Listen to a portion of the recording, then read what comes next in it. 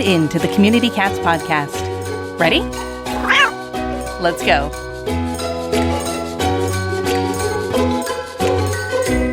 Welcome to the Community Cats Podcast. I am your host, Stacy LeBaron. I've been involved helping homeless cats for over 30 years with the Merrimack River Feline Rescue Society. The goal of this podcast is to expose you to amazing people who are improving the lives of cats. I hope these interviews will help you learn how you can turn your passion for cats into action. And today we're speaking with Karen Menczer. Karen has volunteered with animal shelters and rescues since she was 15 years old. Some decades later, and after working and living for many years in Africa and Latin America and the Caribbean, she registered Animal Kind International as a nonprofit organization that supports animal welfare organizations in rescue poor communities. In 2024, they supported 22 organizations in 14 countries, including 12 African countries, our main focus area. Because cats are so maligned and misunderstood, they like supporting organizations that help cats, shelters and sanctuaries, TNVR programs, and spay, neuter, and vet care assistance of owned cats. Karen, I'd like to welcome you to the show. Thank you very much. It's great to be here. All right. Our first question of the day is, how did you get to be passionate about cats? Well, honestly, I was passionate about dogs before I was born, I tell people, because my parents had a dog before I was born. And so I came out loving that dog who didn't like me, but that didn't stop me or stop my parents. They never thought of giving up the dog, even though she growled at me and didn't like me. But she led me to loving cats because at some point in her life, we ended up adopting a cat, and that dog, Candy, loved the cat, and I loved anything Candy loved, and that was my first experience with a cat. People didn't have cats in my neighborhood, and I think we were the first cat owners, so just been very aware of cats since my first cat, and really just and in love with them. They became passionate and really loved them, starting from when I started volunteering with Animal Humane Association in New Mexico and started seeing how horribly they were treated. Yeah. Well, I think one of the, at least from my perspective as a child, I had an older cat in the household, older than I was. So she was teaching me about respect, personal space, understanding different age demographics. You know, this older cat who was pretty grumpy, I will say, taught me a lot about understanding our differences and being able to cohabitate with extreme different personalities and different needs. And that was the thing that I thought was really so wonderful about cats, is that there's a very wide spectrum of cat and their behavior. Maybe I'm biased, but I will say the spectrum for dogs is a little bit different, except for what you see maybe out in other countries. But the mindset about dogs being man's best friend sort of falls into a smaller bucket, where I think that the cat behavioral range is a lot wider, and we need to be more sympathetic or understanding of the different types of behavioral language that our cats speak and what their needs are. And we can't all put them into the same pathway or the same, they're not all going to be indoor house cats that love being indoor house cats with a cat tree. They can tell us that they would like to have different experiences. That's really interesting, because I would not have put it like that, because I think born a dog person, always a dog person. And I tell people when I'm in Africa, we talk about that a lot, that dogs have different personalities. And that's what's so interesting about them, because they're not all like happy, to see you, blah, blah, blah. Everything I say is going to be a generalization. Nobody should take it personally, but when people are afraid of a dog and they throw stones at a dog or they chase the dog, dogs act the same way. So I think a lot of people in Africa think of dogs as having this one personality. They're aggressive and they're fearful in combination, but they don't think of them as just having a whole realm of personalities like humans do. And versus how I think of dogs. And now cats. I think that's wonderful, because we are trying to learn and understand how we can create humane communities for all of our animals and be respectful of our animals and try and eliminate pain and suffering and do the best that we can without getting so wrapped up because we realize our resources are limited and the needs are much greater. I was just writing an article about moral distress, about how do we compartmentalize ourselves so that we don't feel like we failed because we haven't been able to reach them all, but we have because we have reached some. And I think that's our hugest challenge when we're in this industry. I think you're very right. And this idea that we can reach them, I think makes people just throw up their hands. It's impossible. And you have to feel good about what you can do. Tell me a little bit about the origins of Animal Kind International. It appears from what I've seen on the website that it's an organization that, is touching 14 countries, many organizations within those countries. You are not specifically doing the work. You are supporting organizations in those countries to do the work. And tell me how it was born, the why, and then what is the mission of the group? What are you looking forward to today with the organization? So we started, as you said, I lived overseas for a long time in Africa and Latin America, Caribbean, and I always volunteered with animal welfare organizations there. I worked for U.S. Agency for International Development as a consultant, and my husband also does. So that led us overseas. That was our entry to overseas. And I've been volunteering with animal welfare organizations since I was a teenager. So that was the normal thing for me to do when I was there. I volunteered with Uganda Society for the Protection and Care of Animals, Botswana SPCA, Ghana SPCA, Kingston Community Animal Welfare in Jamaica and Namibia SPCA. They're SPCAs, they're not affiliated, they're all independent. So I saw firsthand how much the organizations do, how much they struggle for funding back before Facebook, even before there were websites. It was hard to get the word out about what you're doing and the need and the challenges. And so I moved back to the U.S. and I thought I would start an organization to help raise visibility for them and raise funds, most importantly, for them. And that led to Animal Kind International. We started in 2007. We do support animal welfare organizations in this year, I guess it's 14 countries, and 10 of those are our partner organizations. And these are organizations that we know firsthand, either from me working directly with them, USPCA in Namibia, and in Congo, I worked with Savo no Sanimo. So either I know them firsthand, having worked there with them, or one of our board members knows them, having worked there with them. And so we have a relationship. That person-to-person relationship is so important, especially in Africa.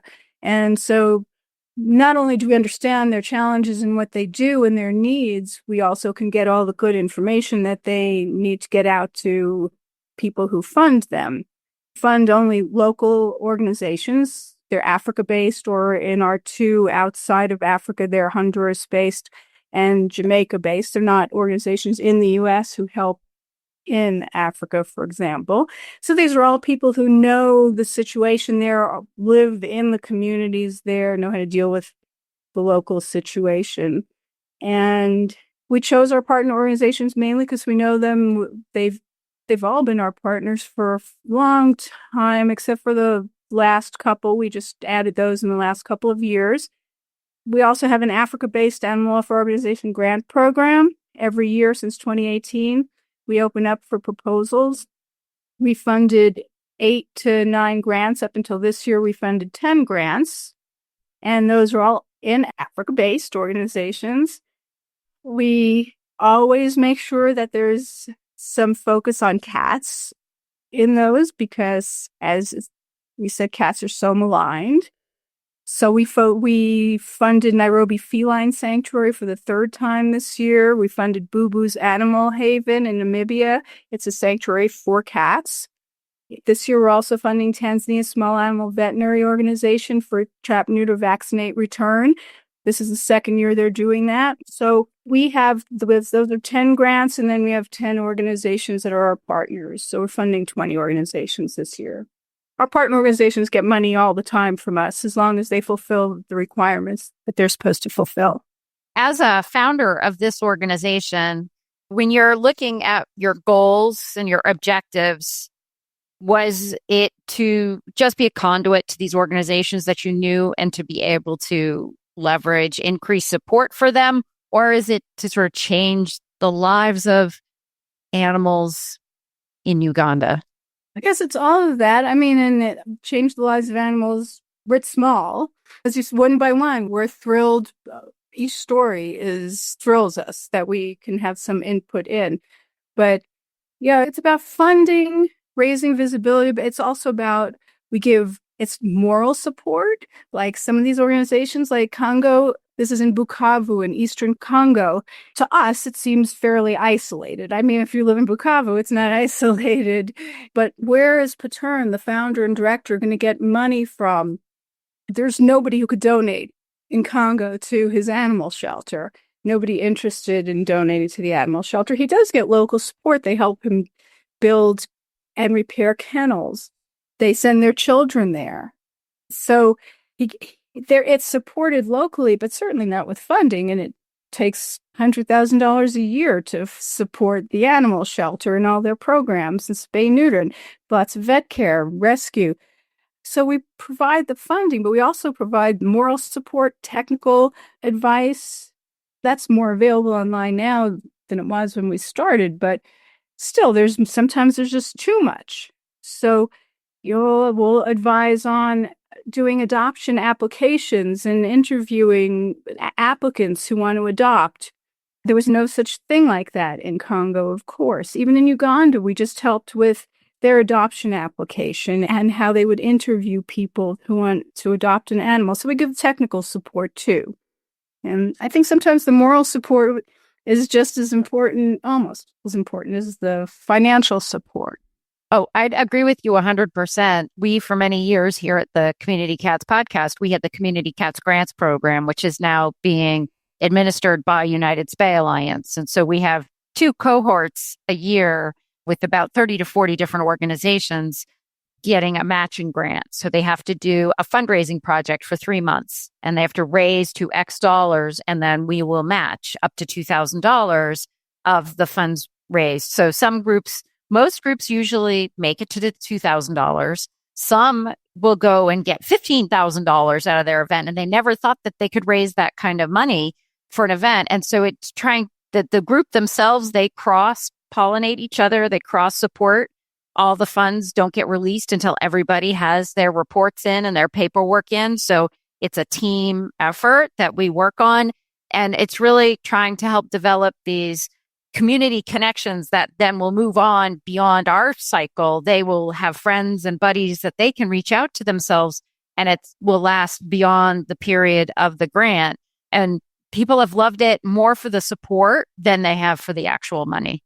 That's a great idea. And maybe we can talk more about that at some point, because that sounds really interesting and like that could be really helpful for our grantees and something different. Have you ever wished you could speak cat?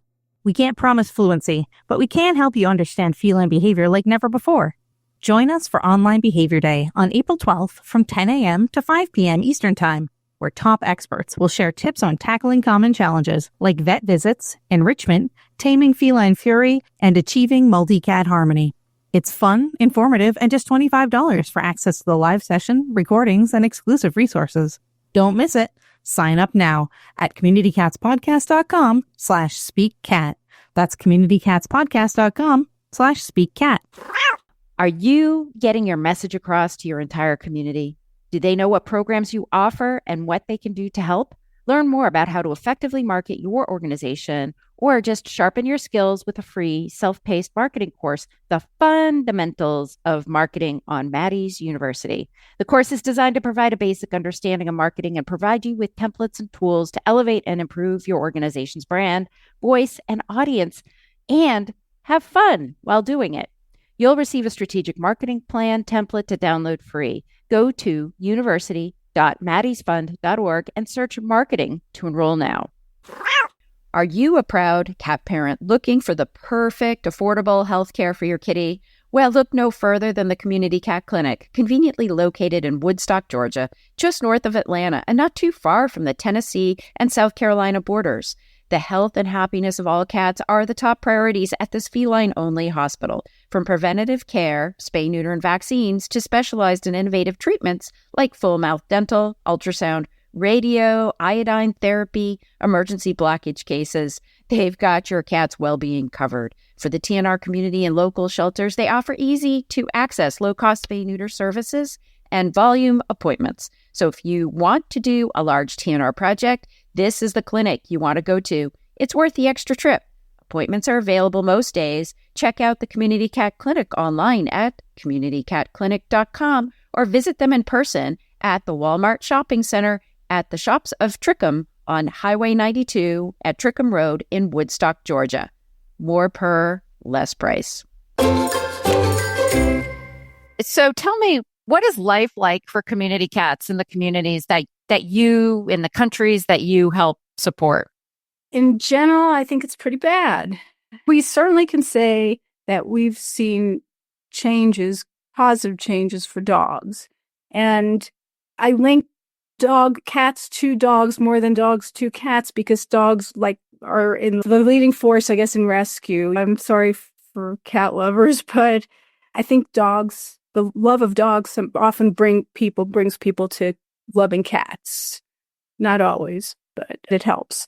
If you first get introduced to dogs and you understand that they have needs and we have responsibilities towards them, and then you introduce the idea of cats needing the same.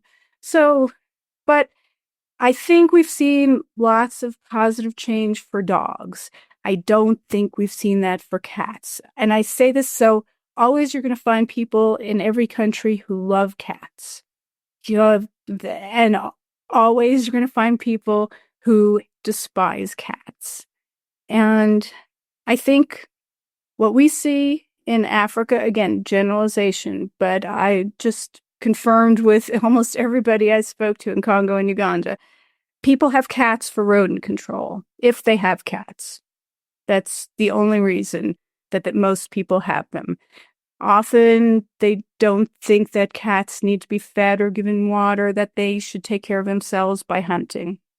And they will deal with having them around because they play a role. They're doing their role by controlling rodents, so people will tolerate them. And that's about all, is that they're tolerated. I think most people just dislike cats in general. I heard about how, and I've seen, we get stories every day from our partner organizations, because that's part of what we do, is they send us stories, information about what our funds are doing and what their challenges are. People throw out kittens like trash. They throw boiling water on street cats. Something that people complain about all the time is the noise that street cats make. So that's one thing that we try to address with trap, neuter, vaccinate programs. Like Tanzania Small Animal Veterinary Organization, our second-year grantee, they do TNVR, and they go to problem areas where people have complained about the noise that the male cats are making at night. And so that's where they focus their TNVR on, is to get those cats neutered and then bring them back. And they bring them back to the community, and the community doesn't want them back. Even if they explain, there's always a humane education component with all of these. They always explain, well, here, the cats are back. They'll do their rodent control, and they won't be mating now. There won't be so much noise. They'll keep other cats out of the area. People don't want them back. Sometimes Tanzania Small Animal Veterinary Organization, they don't have any choice because they don't have any place for all these cats. And the idea is put them back. Yeah, we use the mentality. I used to always say, we're not taking the cats, we're borrowing them, and we're just getting it so that they're not going to be reproducing. And so we're not changing what the current landscape is, but we are changing what the landscape will look like down the road. We are changing the current landscape in the fact that the fighting's going to reduce, the conflicts will reduce, but the number of the cats in general will stay pretty constant. And then down the road, they will age out. And then the hard part is, and you're not close to getting there yet, but in areas that I have worked where they've gotten to the point where the cats have all died off, then they're dealing with how are they going to deal with the rodents, right? So then they're talking poisons and they're talking the things that now can impact the wildlife. And so, it's a slippery slope when you're dealing with impacting what Mother Nature is trying to create for an environment. So that's why barn relocation programs or working cat programs or those types of programs here in the States. And I think in other parts of the country. I mean, I go to Switzerland a lot and every barn has a barn cat. They're very organized. The cats are just as organized as the Swiss are. There's a barn, there's a field, there's a cat in the middle of the field. There's a barn, there's a field, there's a cat sitting in the middle of that field. Everybody knows precisely how they're all organized. And that would be sort of the dream scenario. Everybody's got their territory and it all works out. But we try to get ourselves to work in such an organized fashion. We'll get there. Maybe not in our lifetimes, but maybe going forward. Africa's not at all like that. We're just we're just messy. Yeah. We pride ourselves in not being that organized. Now then, you mentioned poison, and that's used a lot against dogs, and it's also used against cats. So with Tsavo, for example, in Tanzania, it's a group of small animal vets, young vets mostly, who all volunteer their time. They feel like they have to give back, which we love, and one reason we've supported them for 2 years in a row with our grant. And our grants are small, like you had mentioned. Their first year they can be for $2,000. The second year they can go up to $3,000. So Tsavo has a $3,000 grant, and they're doing 6 months of trap, neuter, vaccinate, return. And last month I think they worked on 50 dogs and cats. But when they bring them back, as I said, people don't want them. So one of the threats is they'll poison them. And so Tsavo not only has to do a lot of surgeries, rescue surgeries, vet care, but they also have to do a lot of humane education, keep going back to the community, back and back. Because if they're not back there like every week for several weeks, making sure everything is okay, those cats will be poisoned if somebody decides they don't want them. Yeah. So it's introducing the concept of trap, neuter, return to the community and making it commonplace. I mean, when I first started 30 years ago here, and you probably saw it too, before we had social media, but people would say, I want these cats trapped. I want them removed and gone. And we all knew that meant euthanized. And they didn't realize that there was the potential opportunity for trap, neuter, return. And you say that and they're like, well, what is it? And many times people were at the point where they were just so fed up. They're like, I don't care. I don't want to hear anything else. I'm sick and tired of these cats. Just get them out of here. And now if someone says I've got 10 or 20 cats in my backyard, if you put it out on social media, everybody will be trap, neuter, return, trap, neuter, return, trap. People know of it. You don't even have to say what it is. TNR, TNVR, right? Right. People understand the lingo where that's not where you're at in some of those countries. In a lot of countries in Africa, there are a lot of street dogs. And I think in a lot of places, it's not all over, but certainly community dogs are accepted now. Like that TNR for community dogs, which we don't see here. We don't see you putting dogs back on streets. I don't know the last time I saw like a real street dog in the US, but there are community dogs there. And so again, cats kind of follow on the heels of dogs in Africa and a lot of things. And so you can use that like, well, you have your community dogs here taking care of, protecting you, and the cats are doing the same thing against rodents. So the other thing that is fairly common, you can ask 30 people in Africa and they're not going to believe this, but you do find people who do it. Cats are evil. And there's that whole black cat thing. People think especially black cats are evil. They think, and some people still believe cats are witches. Either like they'll turn into a witch at night or they're born of a witch. All kinds of odd beliefs. And it's often passed on, I was told by a friend there, generation to generation. And that's what kids learn. So we also have this very strong, besides I mentioned Tsavo's humane education component, all our organizations do humane education. And that's one of the things they talk about. We have Liberia Animal Welfare and Conservation Society, and about 50% of their program is humane education in schools. And they have animal champions.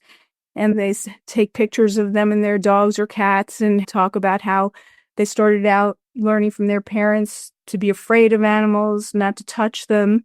and humane education class with Liberia Animal Welfare and Conservation Society has changed their thinking. And the kids help change the parents' thinking, too. It goes both ways.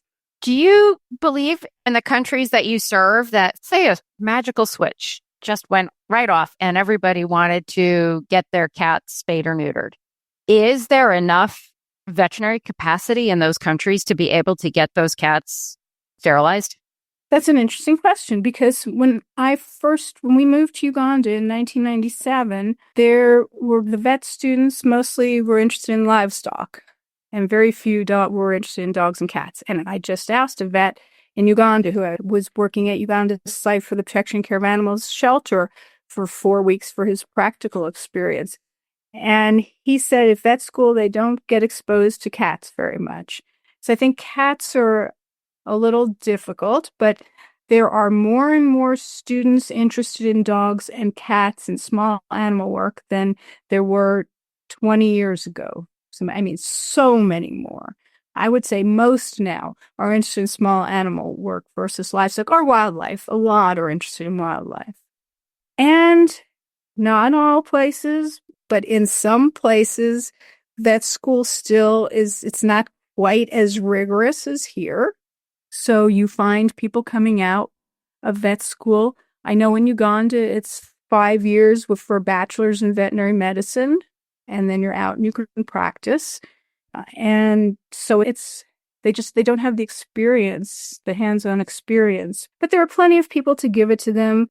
And I think that there's plenty of vets now, and there's going to be a lot more, because every year, like just in Uganda, they're producing, I don't remember how many he said there were in his vet class, but maybe 50 new vets coming out of this school in Uganda that are interested in small animal work. So it really benefits us to try and help support those new veterinarians to be able to be in a viable practice for life. Yeah. With the high quality, high volume spay-neuter techniques that they could learn from us here in the States, that United Spay Alliance is really advocating so strongly.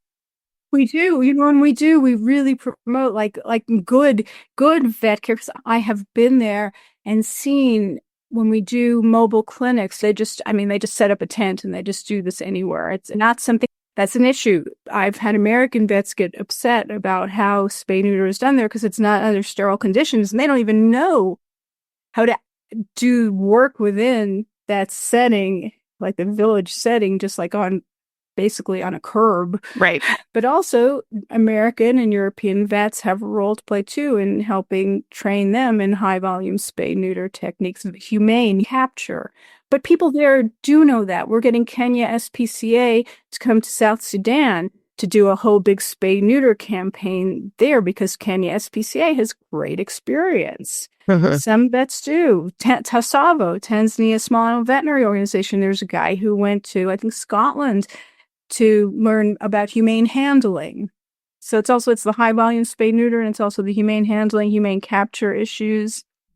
Sounds like great. Maybe there is such an organization. I'm just not aware of it, but there are countries that have sort of Spay Africa, right? Like an organizational thing where they just are able to cross support one another, because, it's great for me to say something over here in the States, but it's much better for you to be able to create community with your own neighbors and learn from your neighbors. And if you said this person went to Scotland and learned, and you say Kenya SPCA, even, I know Africa's big, but so is United States and, other countries, but even just to try and have that type of an umbrella over the country where there's a commitment to reducing our cat and dog overpopulation, as well as just making your animals healthier by being spayed or neutered, would be really tremendous. And it does impact our free roaming animals too. Obviously, spay neuter for owned, for unowned, it changes how the community thinks about them. If there's an investment in them, there's a change of perception. As they reduce in numbers, they become more unique, more appreciated. And so it does change their sort of status by having a vaccine as well as the sterilization on top of things. Quick question for you. If folks are interested in finding out more about Animal Kind International, how would they do that? We have a website, and it's www.animal-kind.org. It has lots of information. I'm told often too much information, but too much is better than not too little, I think. And anybody can get in touch with me anytime. I always write back eventually. So I'm happy to tell anyone anything about what we do. Anything else you'd like to share with our listeners today? There's two things I'll say quickly. One thing, there was a lot of messages of hope that I got from people when I was just there talking to Ugandans and Congolese. And they said when people have more education, they have decent paying jobs, they're more likely to have sympathy for cats, and they're more likely to keep them as pets and actually buy food or make food for them and treat them kindly with respect. So that can give us some hope. And the other thing is just a little warning about this. There's something we refer to as the Uganda dog scam, and it's much more widespread than Uganda, but Uganda, it seems, perfected there. And there's 1,000 of these young men claiming to rescue dogs and asking for money to help feed them. Well, just in the last maybe 6 months, I'm getting all these messages that they now are rescuing cats, quote, rescuing cats. And they're trying to scam cat lovers now. In the U.S., I know they also use Google Translator or whatever online to translate into German, Italian, Spanish, French. So I get messages from all over the world about asking me if I know if this person is real, if this is a real organization. So I just want to let people know to be careful if they get a message like that, because somebody just up the road from me, amazingly, got a message from one of these people who claimed that he was a dog rescuer and he was in the hospital and he needed money to get out of the hospital because the dogs are starving. And this was just in New Mexico, in my small town. Somebody got that.